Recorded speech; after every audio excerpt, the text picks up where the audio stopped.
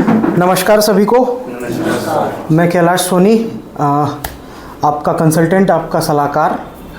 आज बहुत गंभीर विषय के बहुत सारे तथ्यों के साथ और बहुत सारी जानकारियों के साथ आज ये वीडियो हम शूट करने जा रहे हैं। ये वीडियो को शूट करने का एकमात्र उद्देश्य ये है कि ज़्यादा से ज़्यादा इन तथ्यों के बारे में, इन जानकारियों के बारे में जिसके बारे में कोई चर्चा नहीं कर रहा है और जो बहुत गंभीर विषय है, उस विषय में हम आपको आज जानकारी देने के लिए यहाँ हम बुलाए हैं। हमारे साथ छत्तीसगढ़ राज्य के 2 ज़िले, राजनांदगांव ज़िला और खैरागढ़ ज़िला के हमारे एफपीओ के डायरेक्टर बंधु और किसान साथी आज हमारे प्रशिक्षण कार्यक्रम में यहाँ मौजूद हैं। और आज हम बहुत सूक्ष्मता से और गंभीरता से उन विषयों के बारे में हम चर्चा करेंगे जो आगे खेती का भविष्य है, जिसकी वजह से हम खेती को और किसान को एक नया आयाम हम देने के लिए जा रहे हैं। वैसे तो बातें बहुत सी इस विषय में हुई है, बहुत बार इस बारे में प्रशिक्षण कार्यक्रम भी हुए हैं, लेकिन अब बहुत गंभीरता से इन सब चीज़ों को समझने की आवश्यकता हमको है, क्योंकि 2030 एक ऐसा समय है जहां से बदलाव बहुत त्वरित गति से आगे आप लोगों को देखने को मिलेंगे। एक संस्था है जिसके द्वारा ये प्रमाणित किया गया है कि 2030 के बाद हमारे धरती में अंकुरण की बहुत गंभीर समस्याएं आने वाली है। और जिस तरीके से हमने अति दोहन किया है अपनी प्राकृतिक संसाधनों का, मिट्टी का, और खेती में जिस तरीके से हम अंधाधुंध अप्राकृतिक तरीके से रसायनों का और बाकी चीज़ों का हम प्रयोग करते जा रहे हैं, मुझे ऐसा लगता है कि आप सभी उस चीज़ को बहुत अच्छे से समझ रहे हैं कि इसके दुष्परिणाम किस ओर हमको लेकर के जाने वाले हैं। ये प्रशिक्षण सत्र केवल मैं बोलूं आप सुने, ये ऐसा नहीं है। अगर आपको लगे कि कोई जानकारी आपको समझ नहीं आ रही है या आपको किसी चीज़ की कोई चीज़ की समझने की ज़्यादा आवश्यकता है, तो आप मुझे अभी इस प्रशिक्षण सत्र के दौरान ही आप मुझे प्रश्न के द्वारा पूछ सकते हैं, और आप कमेंट के द्वारा आप मुझे अवगत कराइए कि अगर आपको किसी चीज़ पे विशेष ज़रूरत हो, कि किसी चीज़ के बारे में जानकारी हो या कोई चीज़ समझ में ना आए, या आप पर्टिकुलरली किसी चीज़ के बारे में जानना चाहते हैं, तो उसके बारे में मुझे अवगत ज़रूर बताएं। तो आज का हमारा विषय है प्राकृतिक कृषि। ठीक है, प्राकृतिक कृषि के बारे में जानने के पहले आप लोगों से मेरा ये सवाल है कि प्राकृतिक कृषि, जैविक कृषि, रसायन मुक्त कृषि, इन सब शब्दों के बारे में आपको जानकारी कभी मिल पाई है या नहीं मिल पाई? क्या आपको पता है ये प्राकृतिक कृषि क्या होती है, ये जैविक कृषि क्या होती है, और जहर मुक्त कृषि क्या होती है, और रासायनिक कृषि क्या होती है? रासायनिक से तो सभी आप परिचित होंगे, सही बात है। क्या आप जैविक कृषि से परिचित हैं? क्या आप प्राकृतिक कृषि से परिचित हैं? नहीं। आज मैं आपको बताऊंगा कि प्राकृतिक कृषि क्या होती है और इसका किस तरीके से प्रभाव आपको निकट भविष्य में देखने को मिलने वाला है।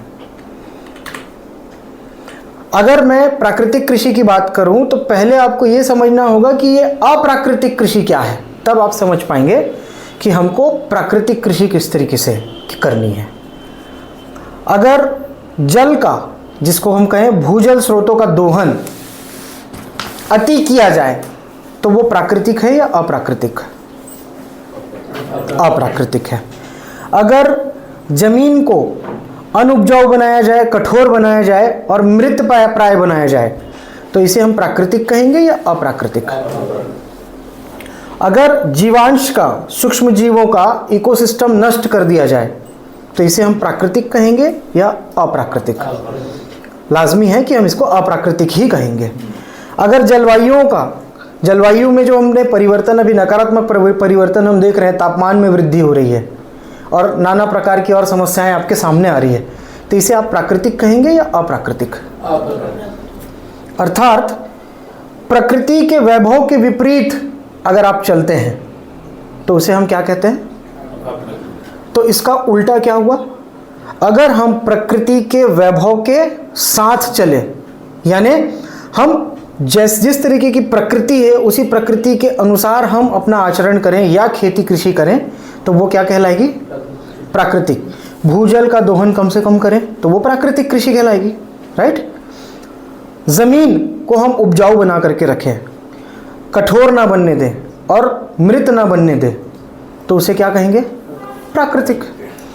अगर जीवांशों का, सूक्ष्म जीवों का इकोसिस्टम हम नष्ट ना होने दें, बनिस्बत उसको बढ़ाने में हम मिट्टी की मदद करें और प्रकृति की हम मदद करें कि ये उसको और अच्छे से बना पाए, तो इसे प्राकृतिक कहेंगे, अप्राकृतिक। ये होगी प्राकृतिक कृषि। अगर हम जलवायु का ध्यान में रख करके हम अपनी खेती करें, किसानी करें, तो इसे हम प्राकृतिक कहेंगे, अप्राकृतिक? तो इसे हम प्राकृतिक कहेंगे। अच्छा, हम अभी कर क्या रहे हैं? प्राकृतिक या आपको पता है कि आप अप्राकृतिक कर रहे हैं, लेकिन फिर भी क्यों कर रहे हैं? आपको पता है आप जो कर रहे हैं वो ठीक, फिर भी आप क्यों कर रहे हैं? आपको पता है कि यूरिया, डीएपी या कीटनाशक का प्रयोग हानिकारक है, नहीं पता है? पता है, फिर भी क्यों कर रहे हैं? आपको बहुत अच्छे से पता है ये सब करके आपकी भूमि की उपजाऊ क्षमता कम हो गई और धीरे धीरे आपसे मेरा सवाल है, खत्म हो गई है या कम हो गई है? कम हो गई है। खत्म होने का इंतजार कर रहे हैं क्या हम? लग तो ऐसा ही रहा है कि हम उसी दिशा में। आज आपको बहुत सूक्ष्मता से मैं समझाऊंगा कि ये क्या समस्या है और इसका समाधान क्या है, राइट। अगर आप यूरिया, डीएपी या कीटनाशक का प्रयोग ना करें तो क्या होगा?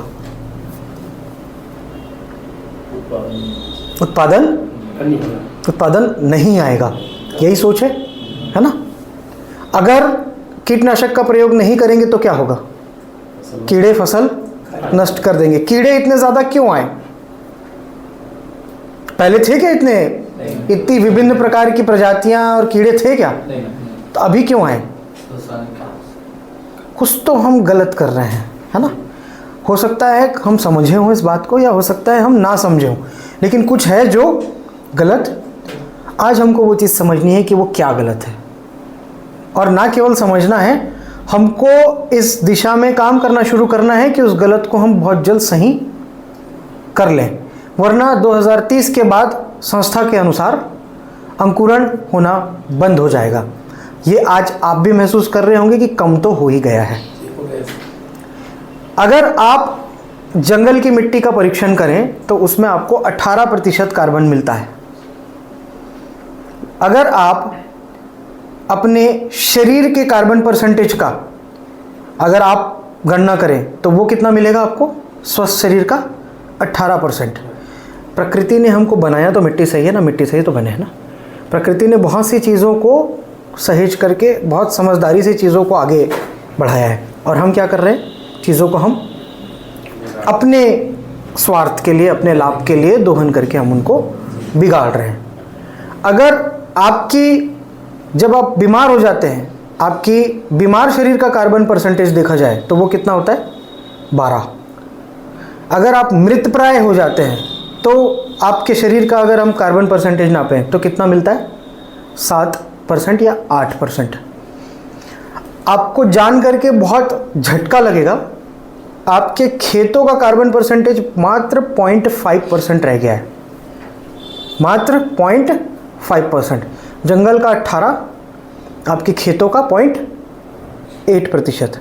और कार्बन ही है जिसकी वजह से ये सारी संरचना, सारी सृष्टि अपने संतुलन से काम करती है। हमने क्या किया? अपनी ज़मीन के कार्बन को गलत प्रैक्टिसेस के कारण उठा करके वातावरण में डाल दिया, और यही वातावरण में जब कार्बन का परसेंटेज बढ़ा है, उसी की वजह से ये जो तापमान, औसत तापमान बढ़ रहा है, ओजोन लेयर का डिप्लीशन हो रहा है, और बहुत से प्रदूषण के जो कारण बने हुए हैं। आपको आज से पहले शायद किसी ने ना बताया हो, लेकिन कठोर सत्य ये है कि बहुत बड़ा अंश हम किसान ही पॉल्यूशन को दे रहे हैं। आज से पहले शायद आपको ये बात किसी ने नहीं बताई होगी।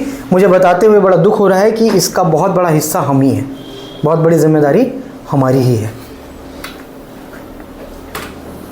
कुछ तथ्यों को आपको समझना आवश्यक है कि किस तरीके से हम इस दुर्गति तक पहुंचे हैं और किस तरीके से हम आगे अपनी चीज़ों को सुधार ला पाएंगे। मैं बात करूंगा आपसे बहुत पुराने समय से, 17वीं सदी से। क्या 17वीं सदी में डीएपी, यूरिया, कीटनाशकों का प्रयोग किया जाता था? 17वीं 18वीं सदी में। फिर एक समय ऐसा आया 1947, जब देश स्वतंत्र हुआ। उसके बाद हमारे देश में एक बहुत बड़ी समस्या आई, जिसकी वजह से फूड क्राइसिस हुआ। लोगों के पास खाना नहीं था, लोग भूखमरी से मर रहे थे। तो सरकार ने क्या निर्णय लिया कि हमको अन्न बाहर से मंगाना पड़ेगा। जिस अन्न के बाहर मंगाने से हमारे धन की हानि हुई, हमारा बहुत हानि हुई। उसके बाद एक क्रांति आई जिसे हम किसके नाम से जानते हैं? हरित क्रांति। 1960-1970 के दशक में वहाँ पर ट्रैक्टर, है ना, मैकेनाइजेशन, यूरिया, डीएपी, कीटनाशक, उपज बढ़ाने के तरीके, इन सब तरीकों का शुरुआत वहाँ से हुई। एक समय ऐसा था, आपको जान करके बड़ा आश्चर्य होगा, यूरिया का प्रयोग करने के लिए कंपनीज जब किसानों के पास जाती थी तो किसान उसको प्रयोग ही नहीं करता था। क्या करता था? उसको चुपचाप अपने खेतों में, अपने आसपास छोड़ देता था। कंपनी के लोग चुपके से रात में जाते थे और रात में जाकर के उस यूरिया को उसके खेत में छिड़क देते, तो सवेरे आकर के किसानों को रिजल्ट दिखाते थे कि देखिए इस यूरिया का क्या रिजल्ट है। और आज उस यूरिया के लिए हम कितनी लड़ाई लड़ रहे हैं। उस समय लोग उसको डालना पसंद नहीं करते थे। आज उसी चीज़ के लिए हमारी सारी लड़ाई है। आज सारे एफपीओ के भाई क्या कहते हैं? सर हमको खाद दिलवा दो, सर हमको जहर दिलवा दो। हमारी लड़ाई किस चीज़ के लिए हो रही है? कि सर ज़्यादा से ज़्यादा जहर की मात्रा आप सप्लाई करवा दो। हमारी लड़ाई इसी चीज़ के लिए हो रही है। सही या गलत? यही हो रहा है। जो सत्य है यही। आज हम सत्यों में बात करेंगे, थोड़ा कड़वा होगा, लेकिन उसको अपनाना बहुत ज़रूरी है। अगर हम अपना लेंगे तो उसमें हम परिवर्तन कर पाएंगे। ठीक है। जब हरित क्रांति आई तो देश में इतना उत्पादन हुआ कि हम ना केवल हम अपने देश की जनता को, देश के लोगों को हम पोषित कर पाए, खाना खिला पाए, उसके बाद हम बाहर निर्यात भी करना हमने शुरू किया। मैं हरित क्रांति को या रसायनों को गलत नहीं कह रहा, वो हमारी उस समय की आवश्यकता थी। उस समय कहा गया था 3 किलो 4 किलो प्रति एकड़ की दर से आप फर्टिलाइज़र का उपयोग करेंगे। वहाँ से वो शुरुआत हुई थी। आज हम कितने फर्टिलाइज़र का उपयोग कर रहे हैं? कहाँ 3-4 किलो, कहाँ 50-60 किलो और शायद 100 किलो। अगर मैं गलत नहीं हूँ तो शायद 100 किलो भी। सही बात। तो डे बाय डे इसकी गति हम, मतलब इसकी मात्रा हम बढ़ाते जा रहे हैं, है ना। तो उस गति से क्या हमारा उत्पादन बढ़ पा रहा है? अगर आप 50 किलो यूरिया का प्रयोग कर रहे हैं, उसकी जगह आप 100 किलो यूरिया का प्रयोग करेंगे तो क्या उत्पादन डबल हो जाता है? तो क्या होता है? उससे और उल्टा नुकसान हो जाता है। शायद फसल जल जाती है, या मिट्टी खराब हो जा रही है, या और भी तरीके के नए नए चीज़ें आपको देखने को मिल रहे हैं जो कभी आपने अपने जीवन में या आपके पिताजी ने अपनी खेती किसानी के जीवन में कभी देखा भी ना हो। हरित क्रांति गलत नहीं थी, रसायनों का प्रयोग गलत नहीं था, रसायनों का अंधाधुंध और अति प्रयोग गलत हुआ, जिसका फल बहुत जल्दी 40 से 50 सालों में ही हमको देखने को वर्ष 2000 में मिल गया। वर्ष 2000 में ही वहाँ से सारा कहना चाहिए कि सारी समस्याएं हमारे सामने आई। कैंसर का नाम सुना लोगों ने, नई नई बीमारियों का नाम सुना वर्ष 2000 के बाद, हाँ या ना? आज कैंसर के नाम से ट्रेनें चलने लगी है। आप ज़रा सोचिए कि हम किस दिशा में आगे बढ़ रहे हैं। खाने वाले को कैंसर होगा, लेकिन उगाने वाले को पहले होगा। क्या ये गलत बात है? गलत तथ्य है? जब खाने वाले को हो रहा है तो उगाने वाले को पहले होगा या बाद में होगा? उगाने वाले को तो मेरे ख्याल से पहले होगा। और जिसका प्रत्यक्ष प्रमाण है ये कैंसर ट्रेन। कहाँ से कहाँ चलती है कैंसर ट्रेन? हरित क्रांति का गढ़ हुआ करता था वो। नाम लेने की आवश्यकता नहीं है, सब समझते हैं उस बात को। पंजाब। आज सबसे ज़्यादा कैंसर के केसेस वहाँ देखने को मिले, लेकिन रिसेंट डेटा ये कहता है कि आज गुजरात गढ़ है कैंसर का, क्योंकि गुजरात में अति तरीके से रसायनों, कीटनाशकों और ऐसे कार्सिनोजेनिक तत्वों का प्रयोग किया गया है, रसायनों का प्रयोग किया गया है कि आज गुजरात भी कैंसर का गढ़ बनता जा रहा है। जब वर्ष 2000 में ये सब चीज़ें सामने आई, इसके दुष्परिणाम सामने आए, तब 2010 में लोगों ने जैविक खेती, प्राकृतिक खेती, केचुआ खाद, इन सब चीज़ों के बारे में सुना और इसका प्रयोग करना शुरू किया।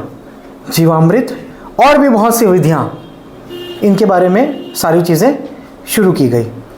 2020 तक हमको ये समझ में आया, कुछ बहुत सी भ्रांतियाँ भी कह लीजिए या कह लीजिए कि इनइफेक्टिव चीज़ों की वजह से लोगों ने क्या समझा कि प्राकृतिक खेती से हमको उत्पादन कम मिलेगा या नहीं मिलेगा। बहुत सी चीज़ें ऐसी मार्केट में लाई गई, केचुआ खाद। क्या आप केचुआ खाद का इस्तेमाल करते हैं? थोड़ा बहुत, कोई कर रहा है, कोई नहीं कर रहा है। क्यों? क्योंकि आपको वो परिणाम नहीं मिले जो रसायन से मिल रहे थे। आज वो डिसअपॉइंटमेंट है। जीवामृत का निर्माण बहुत से किसानों ने किया, बहुत से जागरूक किसानों आज भी कर रहे हैं, तो लेकिन वो उस जीवामृत के भरोसे खेती किसानी क्यों नहीं कर पा रहे हैं? क्योंकि कहीं ना कहीं उसमें भी बहुत सी कमियां, उसको घोलना, उसे छानना, उसका स्केल में उत्पादन करना, ये किसान के लिए बड़ा कष्टप्रद काम रहा। बहुत सी ऐसी समस्याएं किसानों को आई कि वो अब हर किसान तक, हर घर तक नहीं पहुंच पा रही है। ये हमारी स्टडी कहती है कि अगर इसको स्केलेबल बनाना है तो आपको ऐसे समाधान की आवश्यकता होगी जिसके ऊपर किसान निर्भर कर पाए, जिसको सही तरीके से रासायनिक खेती का सब्स्टिट्यूट के रूप में किसान को प्रदान किया जा सके। खेती के लिए कुछ भ्रांतियां हमारी सोच है, जैसे प्राकृतिक खेती सफल नहीं है, ज़्यादा खाद देने से उपज अच्छी है, ये हमारी भ्रांति है। तो जैसे मैंने आपको बताया, आप अभी 50 किलो रासायनिक खाद का प्रयोग कर रहे हैं, अगर आप 100 किलो रासायनिक खाद का प्रयोग करेंगे तो उत्पादन को डबल होना चाहिए। क्यों नहीं होता? आप इसको इस उदाहरण से समझिए। अगर आपको यहाँ से किसी गंतव्य स्थान पे जाना है, जैसे मान लीजिए यहाँ से आपको राजधानी जाना है रायपुर। जब आपको रायपुर जाना है, आपके पास एक बस अवेलेबल है। उस बस की सीटिंग कैपेसिटी कितनी है? 50। ठीक है, तो 50 लोग बैठ करके आसानी से रायपुर जा सकते हैं। लेकिन अगर वहाँ पर 100 लोग खड़े हो जाएं तो क्या होगा? जाएंगे तो सिर्फ 50 ही ना, बाकी 50 नहीं जा पाएंगे। तो यही हमारे खेतों की व्यवस्था हो गई है। हम खाद कितना भी डाल लें, जितनी जाने की ज़रूरत है, जितनी जाने की व्यवस्था है, उतनी ही तो जाएगी। और ये व्यवस्था क्या है? ये व्यवस्था कार्बन की संरचना है। इसी व्यवस्था की वजह से इस कार्बन और सूक्ष्म जीवों की व्यवस्था के माध्यम से ही खाद या कोई भी पोषक तत्व हमारे फसलों तक पहुंचाए जाते हैं, जिसका नाश हम बहुत पहले से करते आ रहे हैं।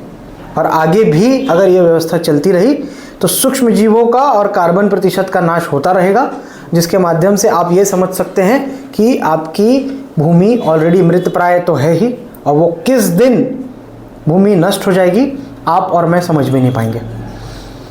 डेटा ये कहता है 0.04%, 0.04% भी कमी अगर कार्बन में आई तो ज़मीन की अंकुरण की क्षमता खत्म हो जाएगी।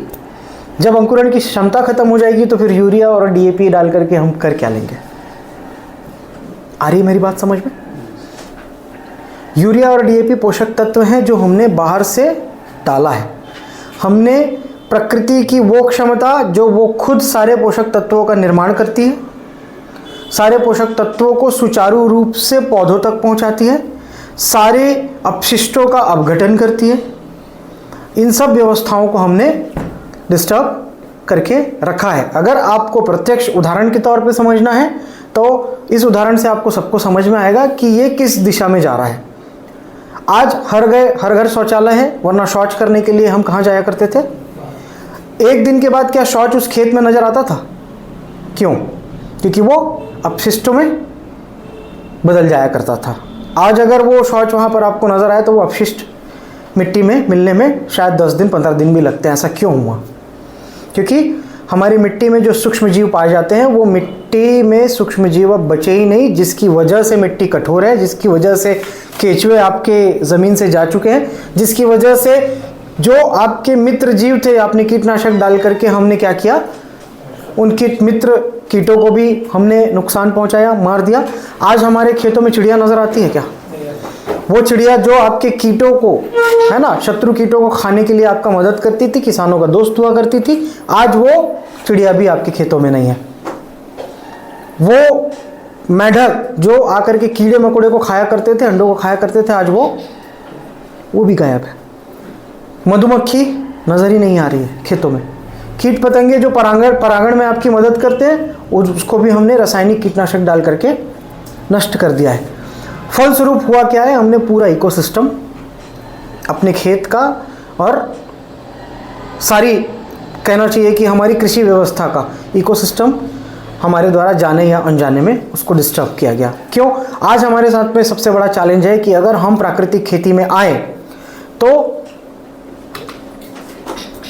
हमारी उपज कम हो जाएगी, अगर हम जैविक खेती में आएंगे तो हमारी उपज, यही सोचते हैं ना सभी, या कोई दूसरी सोच है आपकी? हमारा दिमाग में तो यही है कि अगर हम रसायन छोड़ेंगे तो क्या होगा, अगर हम जैविक में आएंगे तो उपज कम हो जाएगी, ज़्यादा खाद देने से ज़्यादा उपज बढ़ेगी। ये भी एक भ्रांति है, जैसा मैंने आपको समझाया। हमें तो उपज को बाजार में बेचना है। एक बहुत बड़ी गलतफहमी में हम सब जी रहे हैं। मैंने ये प्रैक्टिस हर जगह देखी। ये खेत में क्यों नहीं डाला रसायन? सर, इसको हम अपने परिवार के लिए रखें, इसमें हम रसायन नहीं डालेंगे।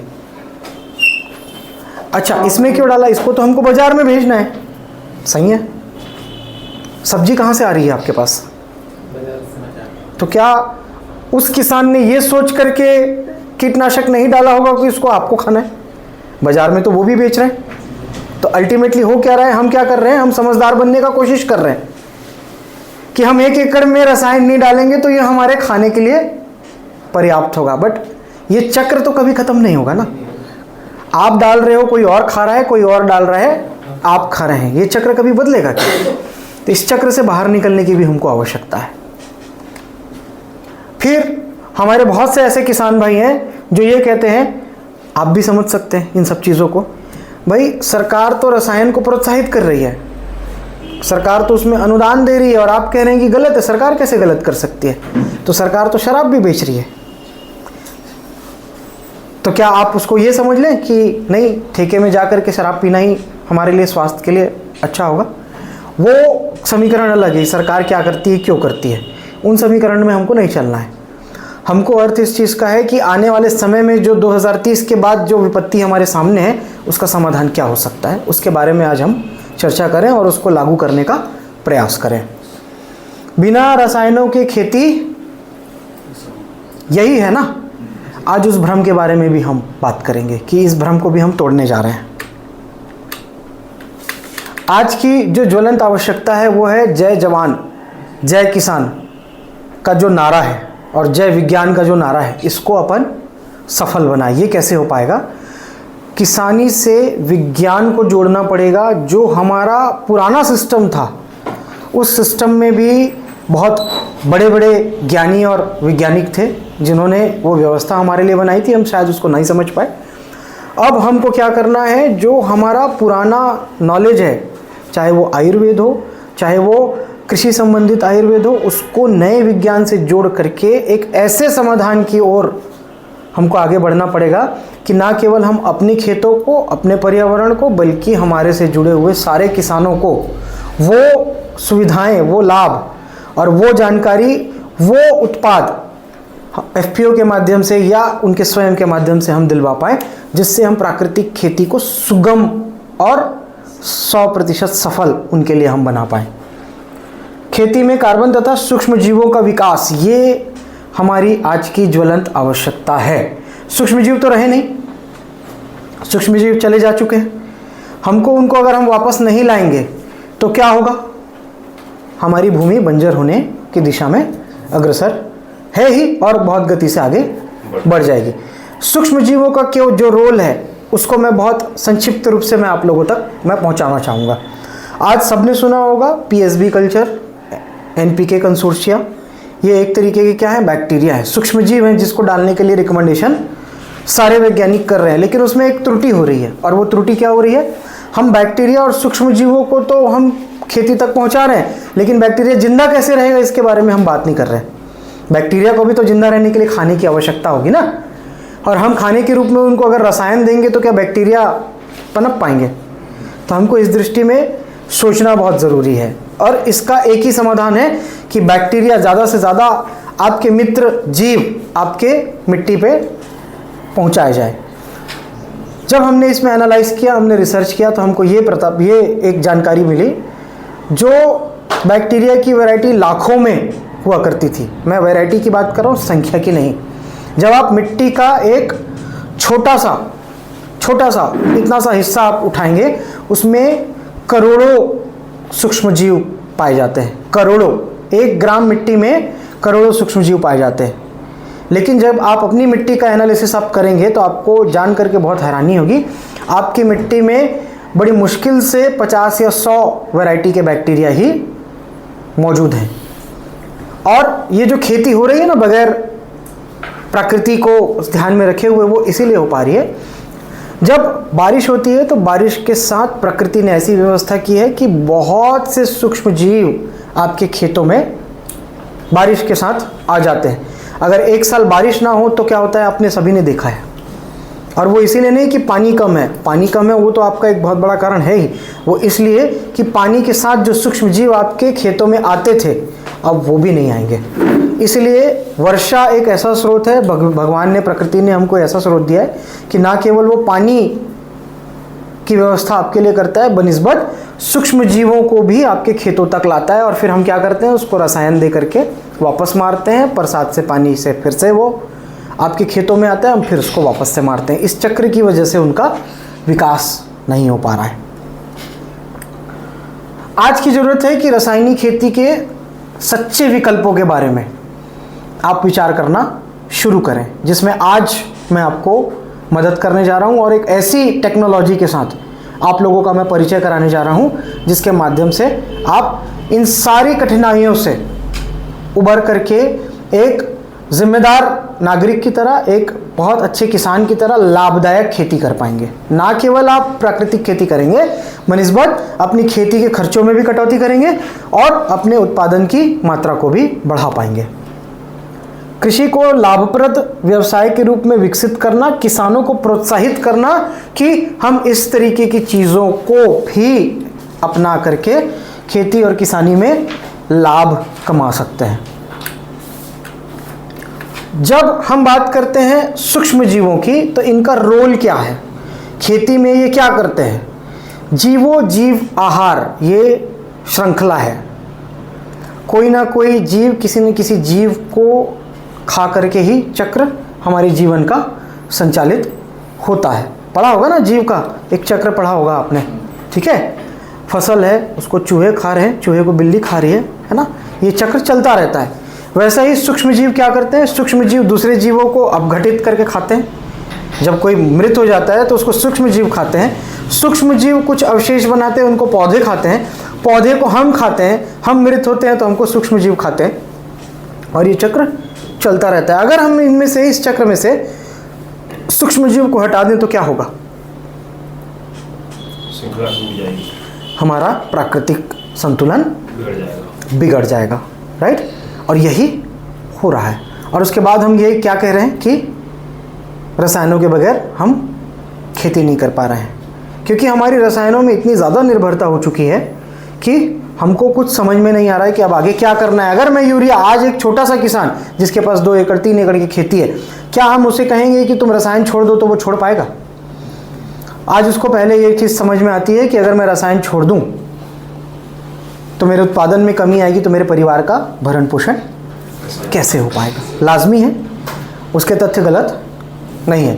तो हमको उनको एक ऐसा सब्स्टिट्यूट देना है, एक ऐसा पर्याय देना है जो रसायन ना करते हुए भी उसका उत्पादन कम ना हो और लागत कम आए।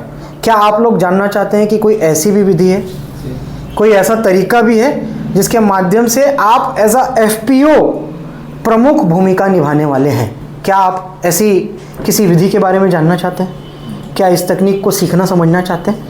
तो आज मैं आपको उस तकनीक से अवगत कराने जा रहा हूँ, उस सिस्टम से अवगत कराने जा रहा हूँ कि आपको इन सारे समस्याओं का योगदान, मतलब समाधान आपको एक ही तंत्र से मिलने जा रहा है, ठीक है। जब हमने रिसर्च किए, बहुत सारी चीज़ों में रिसर्च किए, तो एक चीज़ सामने आई। एक जीव जिसे हम गाय समझते हैं, जिसको हम गौ माता कहते हैं, हमने उनको माता का दर्जा जरूर दे रखा है, मैं माफ़ी चाहूँगा बोलने पे, लेकिन हम सिर्फ दर्जा दे रहे हैं, उसके योग्य कार्य हम नहीं कर पा रहे हैं। गाय एक ऐसा प्रकृति का जीव है जिसे कहना चाहिए, अगर खेती के लिए आपको सबसे ज़्यादा किसी जीव की आवश्यकता है तो वो है गाय। क्यों? जो प्राकृतिक खेती, जो जैविक खेती की बात करता है, क्या वो गोबर के बगैर बात कर सकता है? गौमूत्र गोबर के बगैर प्राकृतिक खेती या जैविक खेती की कल्पना की जा सकती है? गोबर में वो सत्व होते हैं, गोबर में वो गुण होते हैं जो खेती के लिए ही बने हुए हैं। ये चीज़ों से सब आप सहमत हैं? गोबर क्या काम आता है खेतों में? सर ये कैसा सवाल है? खाद के काम आता है ना? क्या आपके खाद में वो गुण हैं जो हुआ करते थे या जो होने चाहिए? क्यों ऐसा? जब हमने इन सब तथ्यों को समझा, जब हमने आपके जैसे बहुत से किसानों के साथ काम किया, तो हमने जब गोबर का एनालिसिस किया, तो जो सड़क में गायें घूमती है ना, हमारी गौ माताएं, जब उनके गोबर का एनालिसिस किया गया तो उसमें मिले 20 से 25 तरह के बैक्टीरिया। कितने? 20 से 25 तरह के। ठीक है, मैं नंबर संख्या की बात नहीं कर रहा हूँ, मैं प्रकार की बात कर रहा हूँ। जो गौशालाओं में गाय थी, गौ माताएं थी, उसमें मिले 500 से 800 प्रकार के बैक्टीरिया। क्योंकि उनका खाना पीना थोड़ा इनसे अच्छा होता है, उनका देख रेख रख रखाव इनसे अच्छा होता है। जब हमने उनका स्वर्ण प्राशन कराया, जो हमारी विशिष्ट विधि है, जैसे हम इंसानों का स्वर्ण प्राशन होता है ना, बच्चों में स्वर्ण प्राशन किया जाता है, आयुर्वेद की विधि है ना, वैसे ही जब हमने 931 जड़ी बूटियों से बने हुए स्वर्ण प्राशन का प्रयोग इन गायों के साथ किया, तो 3 महीने में आश्चर्यचकित रिजल्ट्स मिले। 50,000 से ज़्यादा प्रकार के बैक्टीरिया उस गाय के गोबर में मिले, गौमूत्र में सत्व बढ़ा और आश्चर्यजनक रूप से गाय के गोबर से बदबू आना बंद हो गई। जब इनकी रजो साइकिल एक पूरी हुई गाय की, तो 1,00,000 सवा लाख से ज़्यादा बैक्टीरिया उस गाय के गोबर में पाए गए, जिसका प्रयोग करके ही हम जो विधि मैं आपको बताने के लिए जा रहा हूं, हम सफलतापूर्वक उस विधि को हम किसानों तक लेके आ पाए। और गर्व के साथ मैं कहूँगा कि छत्तीसगढ़ के सबसे प्रथम प्रणेता इस विधि के हम ही हैं।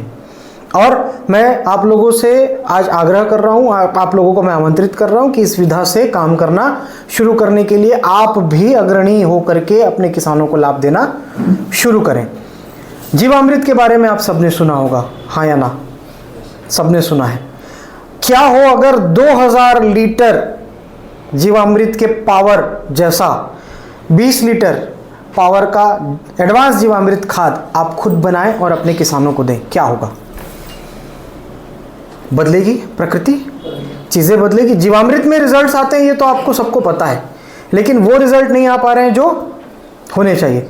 जब आप अपने जीवामृत को टेस्ट कराएंगे और आप जो जीवामृत बनाएंगे उस जीवामृत को आप जब टेस्ट कराएंगे, तो दोनों में आपको अंतर साफ समझ में आएगा। आपके बनाए हुआ जो ड्रम में बनाते हैं ना, 200 लीटर का बैरल में हम जीवामृत बनाते हैं, जब आप उसका कार्बन परसेंटेज आप टेस्ट कराएंगे तो 3 से 4% से ज़्यादा कार्बन नज़र नहीं आएगा।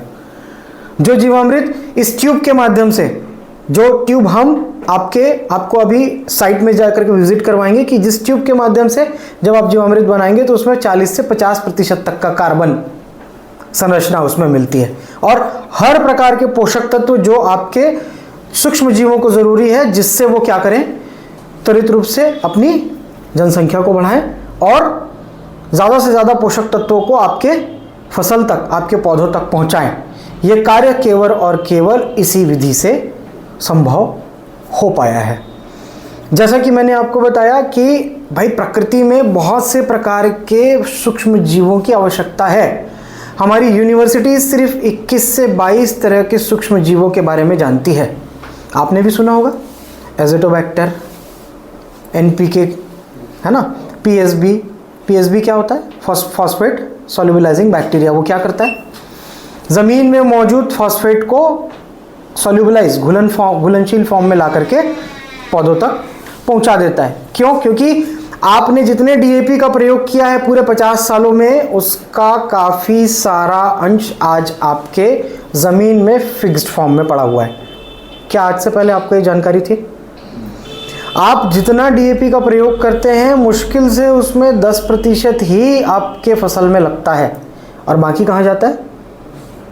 या तो वो इवेपोरेट हो जाता है, वाष्पीकृत हो जाता है और प्रकृति में चला जाता है, हवा में चला जाता है, या फिर आपके ज़मीन में फिक्स्ड हो जाता है जो किसी के काम नहीं आता है।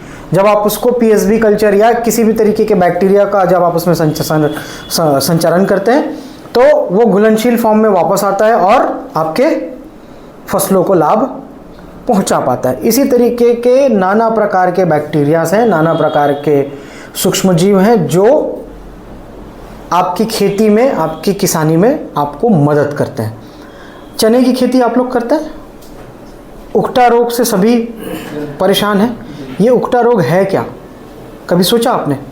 एक पैथोजन होते हैं सकारात्मक, एक पैथोजन होते हैं, एक बैक्टीरिया होता है जिसको पैथोजन बोल देते हैं जो नकारात्मक होता है, एक होता है जो आपका मित्र होता है। दोनों है तो सूक्ष्म जीव ही ना।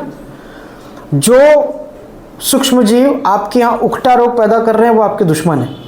लेकिन जब आप सकारात्मक सूक्ष्म जीवों की कॉलोनी या सकारात्मक सूक्ष्म जीवों की संख्या अपने खेतों में बढ़ाते हैं तो ये नकारात्मक सूक्ष्म जीव दब जाते हैं या अपनी एक्टिविटी नहीं कर पाते हैं, जिसकी वजह से उकटा और उसके जैसे बहुत से मृदा से जनित भूजनित रोग अपने आप ठीक हो जाते हैं।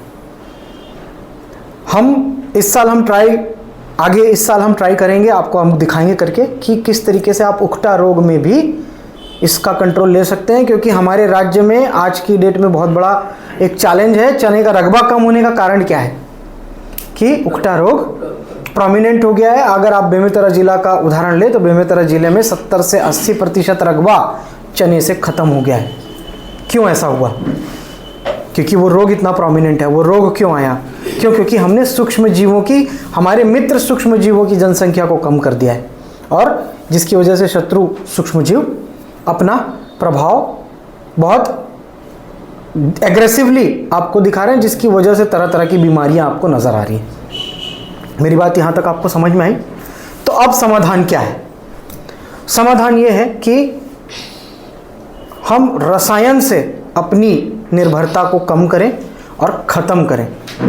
हम आपको जो आज समाधान देने के लिए जा रहे हैं उस खाद का निर्माण आप अपने एफपीओ में करेंगे, बहुत सरलता से करेंगे और प्रभावशील तरीके से वो उत्पाद जिसको हम जैविक खाद के रूप में किसानों को दे पाएंगे। सरकार ने इस खाद की एक श्रेणी, विशेष श्रेणी बनाई है, जिस श्रेणी का नाम है लिक्विड फर्मेंटेड ऑर्गेनिक मैन्योर।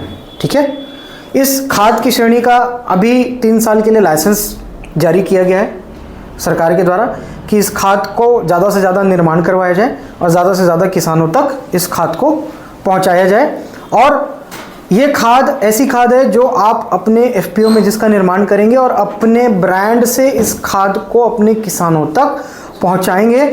और पहले दिन से ही इस खाद के इस्तेमाल के बाद आपको किसी भी तरीके के यूरिया, डीएपी या दूसरे कीटनाशक की आवश्यकता नहीं होगी, जिससे आपके रसायनों के यूटिलाइजेशन में, उपयोग में बहुत तेज़ी से कमी आएगी। और जो हमारा पुराना अनुभव इस खाद के साथ में रहा है आज से 4 साल से, प्रथम वर्ष ही आपको किसी भी तरीके की यूरिया डीएपी की आवश्यकता नहीं होती है। और ना केवल यूरिया डीएपी की आवश्यकता आपकी ख़त्म होती है, आप अगर किसी चीज़ को एक्सपोर्ट करते हो, अगर आप में से कोई जानता हो कि एक्सपोर्ट के पैरामीटर क्या होते हैं, जब आप एक्सपोर्ट करते हो तो उन फसलों की जांच की जाती है कि इसमें कितना रसायन है। हाँ, इतना तो समझ में आता है सभी को। उस रसायन की वजह से ये हमारे देश के बाहर जाने में इनका बैन लग जाता है। अगर वो बाहर चला भी गया, जैसे यूरोपियन कंट्रीज़ में अगर आपका अनाज चला गया, वहाँ पर अगर उनको केमिकल के थोड़ी भी ट्रेसेस मिले तो वो अनाज आपको बाहर भेज देते हैं, वापस भेज देते हैं। 8 से 9 महीने में आपके खेत से पूर्ण रूप से रसायनों की मुक्ति हो जाती है। और ऐसा क्यों होता है? ऐसा होता है केवल और केवल वो जो सूक्ष्म जीव जिनकी बात हम बार बार कर रहे हैं, उस सूक्ष्म जीवों की वजह से ही ये चमत्कार हो पाता है। मेरा आप लोगों से अनुरोध, मेरा आग्रह यही है कि इस यूनिट के बारे में अच्छे से जानकारी लें।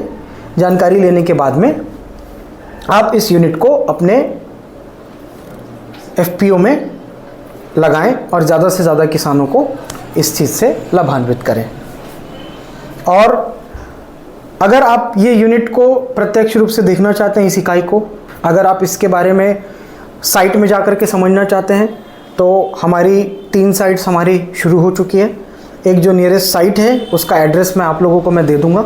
अगर आप लोगों को भी उस साइट का विज़िट करना हो तो आप कमेंट करें, हम आपको उस साइट का विज़िट कराएंगे और वीडियो के माध्यम से आपको उस साइट का वीडियो टूर भी कराएंगे और सारी जानकारी देंगे कि किस तरीके से इस खाद का निर्माण किया जाता है, इसमें क्या किन उत्पादों का प्रयोग किया जाता है, किस तरीके से ये खाद का प्रयोग किया जाता है और आगे जाकर के जो हमारी रसायन मुक्ति का और किसानों को फायदा पहुंचाने का जो एक मुहिम है उसमें आप किस तरीके से बढ़ चढ़ के हिस्सा ले पाएंगे।